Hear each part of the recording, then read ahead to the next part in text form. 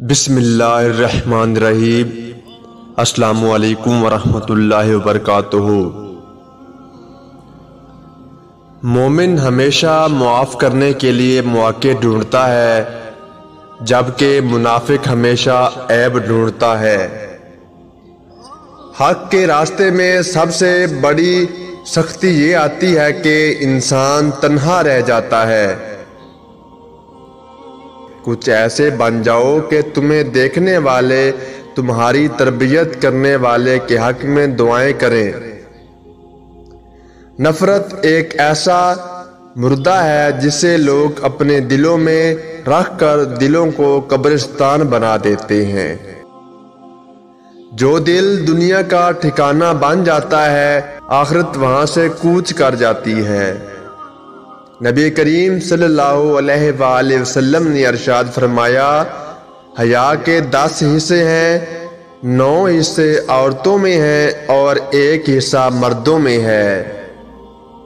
مشکلوں سے لڑنا نہیں بلکہ سنبھل کر گزرنا سیکھو، ورنہ آپ کی شخصیت تباہ ہو جائے گی۔ بدلہ لینے سے پہلے یہ ضرور خیال کر لیا کرو کہ تم اپنے خدا کے نزدیک کتنے قصوروار ہو۔ 2 شخصوں کو دیکھ کر اللہ تعالیٰ مسکراتا ہے۔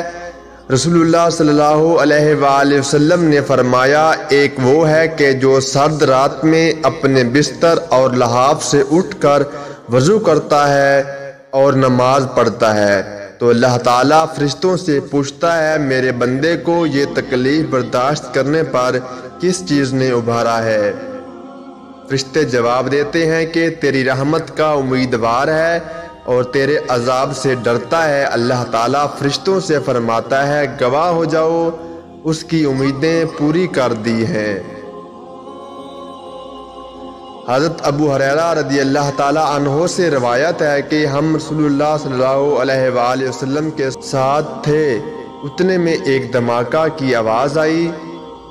رسول اللہ صلی اللہ علیہ وآلہ وسلم نے فرمایا، تم جانتے ہو یہ کیا ہے؟ ہم نے عرض کیا، اللہ اور اس کے رسول خوب جانتے ہیں۔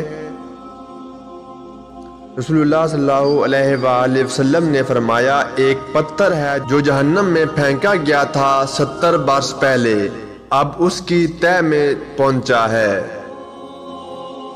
رسول اللہ صلی اللہ علیہ وآلہ وسلم نے فرمایا، انسان کبیرہ گناہوں سے اجتناب کر رہا ہو تو 5 نمازیں، ایک جمعہ سے دوسرے جمعہ تک اور ایک رمضان سے دوسرے رمضان تک، درمیان کے عرصہ میں ہونے والے گناہوں کو مٹانے کا سبب ہے۔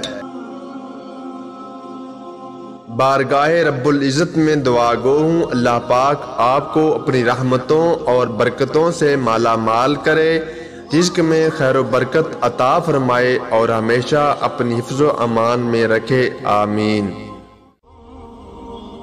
دوستو، ویڈیو پسند آئی ہے تو ویڈیو کو لائک اور میرے چینل کو سبسکرائب کر دیں۔ آپ کا بہت بہت شکریہ۔ اللہ حافظ۔